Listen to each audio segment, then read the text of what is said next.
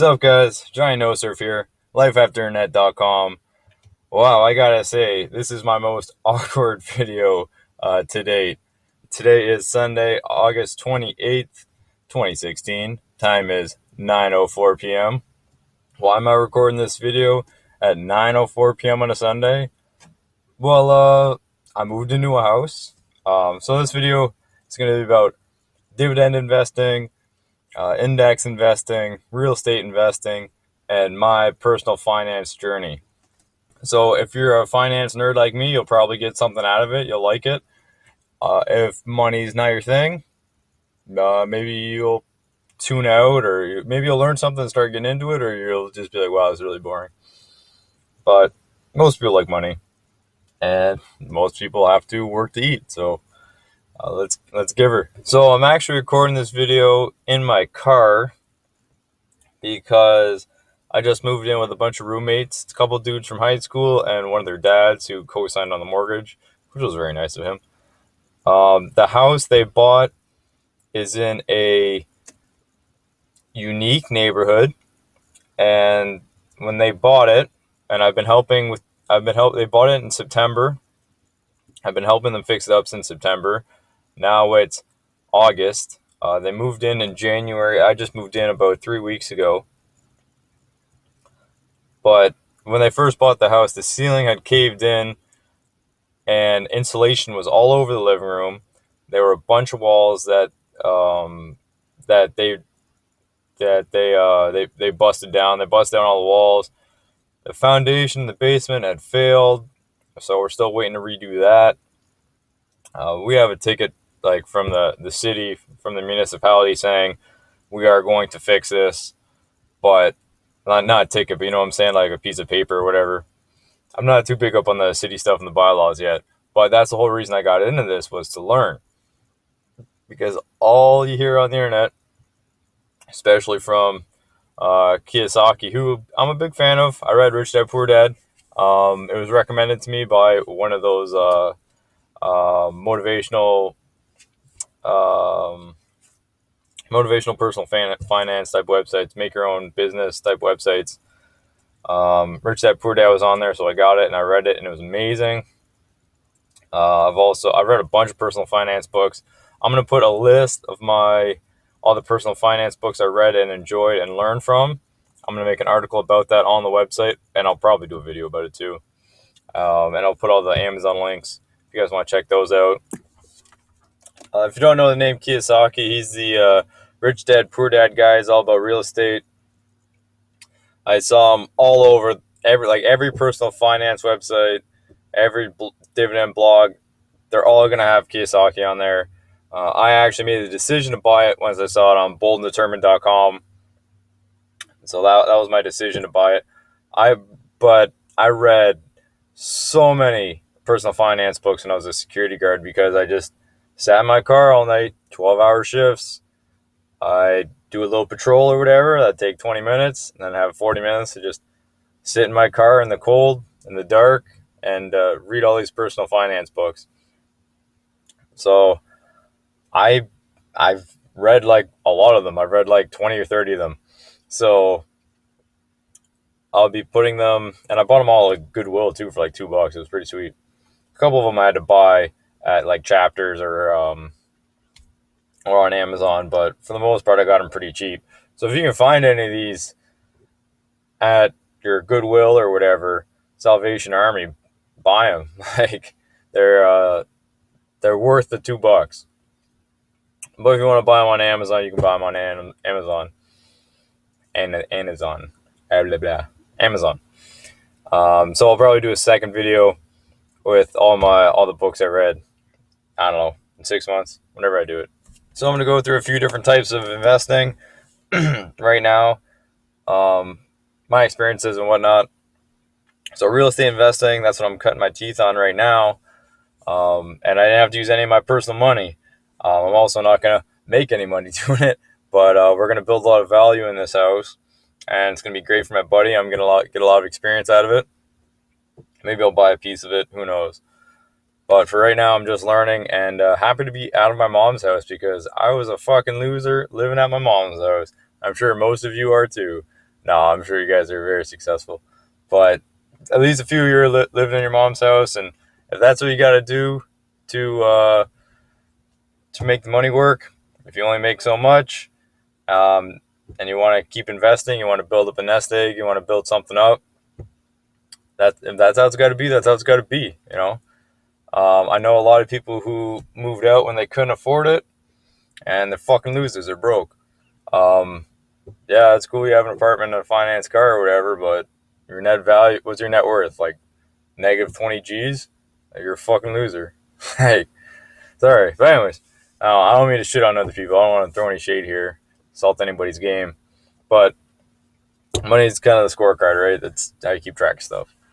So, and since I just said that, I'll let you guys know. Um, I was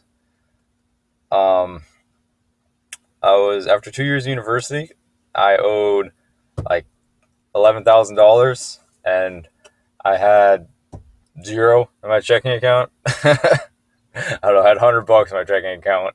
We'll say that, and I was down about 11,000. And the amount of stress that put on me was absolutely ridiculous. I was like neurotic about it. Fucking, I was all stressed about it, and it wasn't fun. I'd wake up and I would combine that with the drinking and the porn addiction and the internet addiction, and I was pretty fucking. I mean, I was still. I could still crack jokes or whatever, but I was pretty fucking shitty, mindset wise. Um, wasn't a good place to be. Okay, so when I lived at my mom's house and I first started investing, I started with mutual funds, and I knew. Well, it's kind of funny. So I went to the bank to buy bonds when I was like 18, and the guy said no. He's like, first of all, you can't buy government bonds right now. You can only buy them when they're in season. I don't know when they harvest them. I don't know when they plant, but there's whatever that goofy government schedule where you can only buy bonds. At least in Canada, you can only buy government of Canada bonds at like certain times of the year. I don't know. So he said he couldn't sell them to me. It was the wrong season. They weren't in harvest.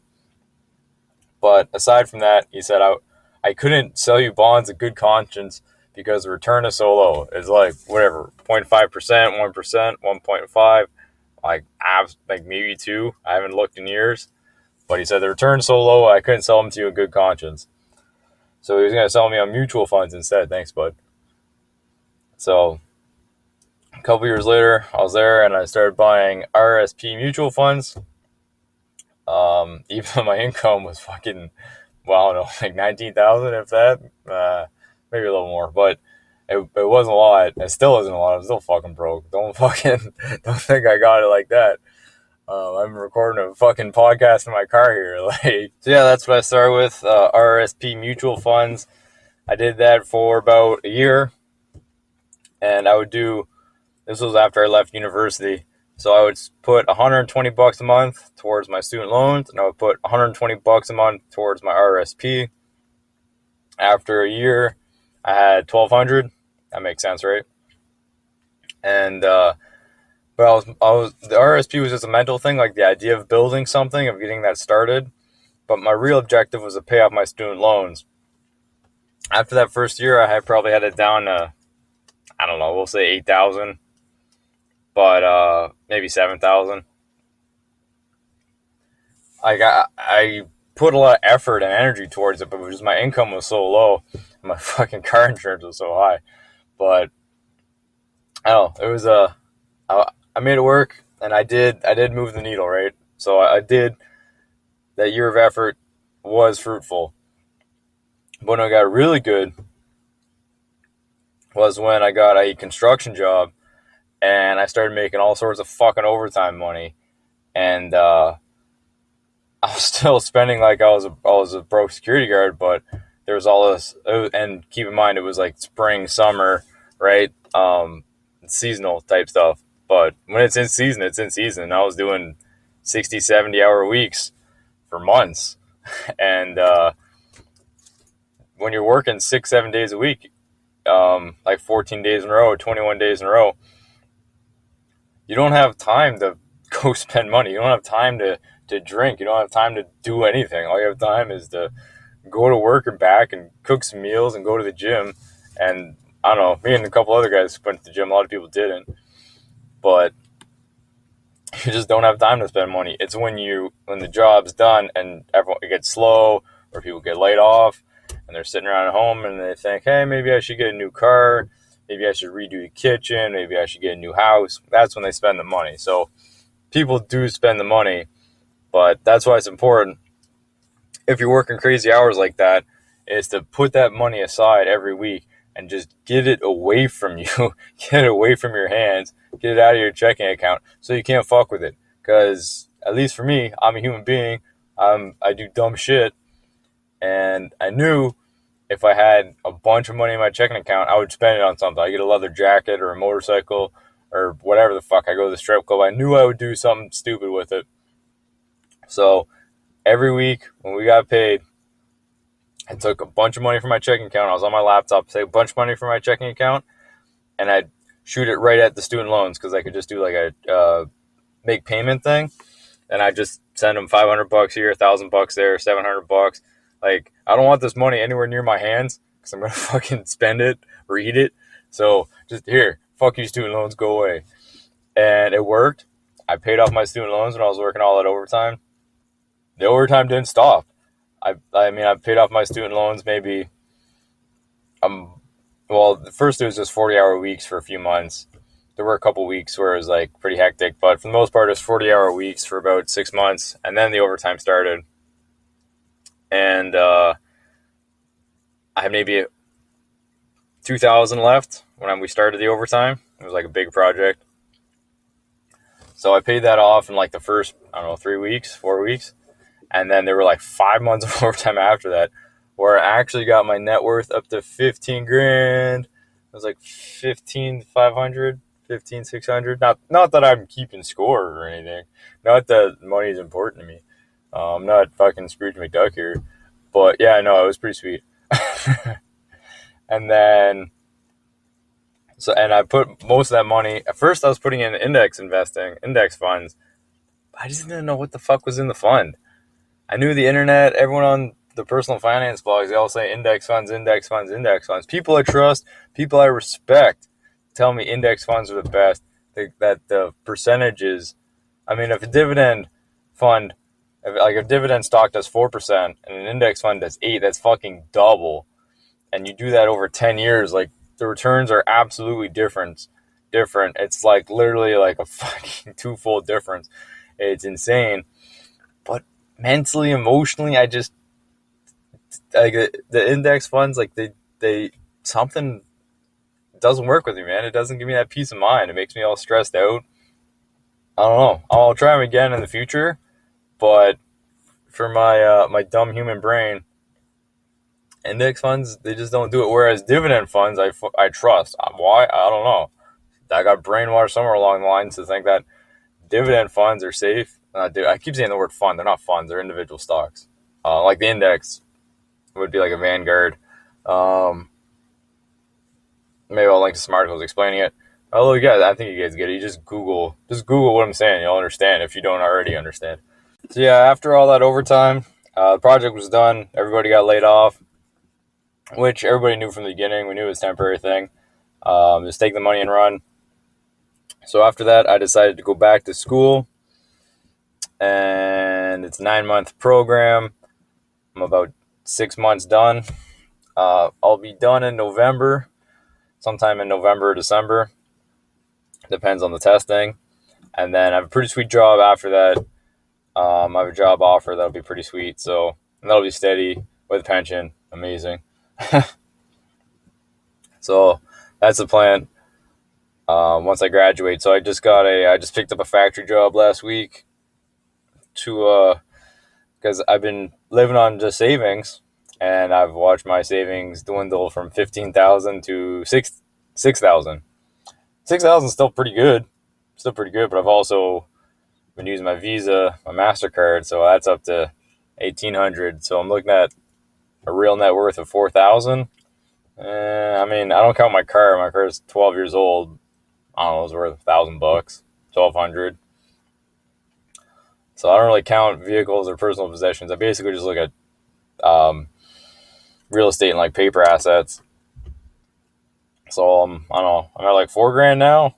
So going up and down, but I mean, no student debt, and I'm gonna get rid of this. So basically, my plan is going forward with this factory job. So I got 20 hours of school a week, and I got probably 40 to 48 hours at this factory. And I'm just gonna push through it and just get her going, just keep her going. But my plan is pay off my visa, obviously, and I want to prepay my insurance until I graduate. I'll just pay the months in advance, and then once I have those two established, I don't really have any expenses except for food, and my cell phone, and like a little bit of hosting and stuff. But actually, I already prepaid that. I try to prepay everything once. I learned this from boldanddetermined.com when he was living in Asia and he was trying to run his business over there. Just pay things for the year, pay things for the month, just pay them, and then you don't think about them. So just try and prepay as many expenses as possible because you don't know what you're going to get in terms of work or income. And then it just takes it off your mind. Like, no, I already paid that. I don't have to think about it for the next 3 months. So ideally, that's what I'd like to do. And then, but once I get those paid off, what am I going to do with the extra money? I think my plan is to get my checking account up to, sounds silly, but I want to get my checking account up to 10,000 before I do any investing again, because I had a problem with liquid cash going to school because I was actually selling some of my dividend stocks that I fucking love. I loved them. They're like my children. They're like, but I fucking sold some. I hope you guys know I'm fucking joking when I say this stuff. But whatever. No, it was emotional to fucking sell it. So I sold it to, basically eat while I'm in school and to pay off school because school wasn't free. So, I mean, I was working a bit and stuff, but now I'm going to be working a lot more. And so I want to do this video again to make me publicly accountable, just like I did with the internet addiction. So yeah, that's where I'm at right now. I want to pay off the visa, pay off the insurance, get my checking account to 10,000. And what do I want to do after that? I think I'm going to do the dividend investing again once I have that liquid cash as a buffer. And I want to get my dividends from 6,000 past 15,000 because I've already been there. So that's where the watermark is. And I want to get up to 20,000. That's my net worth goal, my dividend portfolio goal for the next 2 years, 3 years. See however long it's 7 years, I don't care. I'm going to do it. And I'm going to get going to that because let's just do the math on my phone real quick. If you have 20,000, so if you have $20,000 in dividend stocks and a 4% dividend, you're looking at like $800. If you have $25,000 at 4%, you're looking at $1,000 a year. So my first goal, or I don't know, my fourth goal that I just said will be the 20,000, just because it's a cool round number and it's above the watermark. And then my next goal will be the $25,000. Well, really, my next goal will be the $1,000 a year in dividends. That's what I'd like.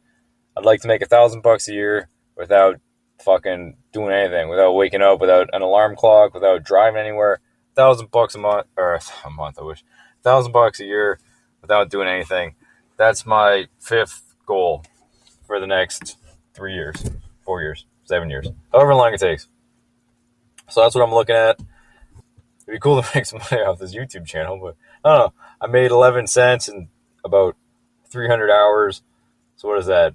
0.00035 cents an hour. So I mean, at least it makes sense. If I make 11 cents every 300 hours, at least I can put that gas in my car so I can do podcasts out of my car. No, I'm having fun. So that's my experience with index funds, mutual funds, dividend stocks, and real estate investing. I'm sure I'll update this again at some point. And this is going to be part of a series. I want to do about 10 videos, 7 videos, something like that. Let's say 10. It's going to be 10. It'll be a playlist. It'll be called 10 Reasons to be Happy and Excited that You're Alive.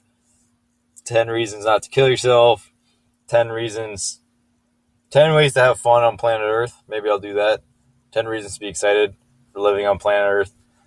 Title's not worked out exactly, but I'm working on it because I know a lot of people who have internet addiction or who waste all their time on the internet, and they at least for me personally, it's like, well, real life fucking sucks. That's why you spend all your time on the internet, because the memes are dank, and then everywhere else sucks. So I just want to give people some ideas of what they can do in brick and mortar land, things that I've done that have been like, wow, you know what? Being alive is pretty sweet. I like being alive today. I want to send those ideas out, so other people can be happy they were alive that day. Because I don't know, man. A lot of my bros have problems, not problems, but have learned to live with depression. Shit, even my stepdad was a little bit depressed. My dad was a little bit depressed. A lot of people get depressed, and I mean, there's all sorts of answers to that.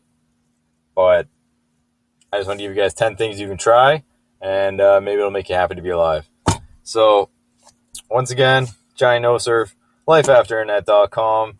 Hope you guys are having fun out there, and see you again in a week or so.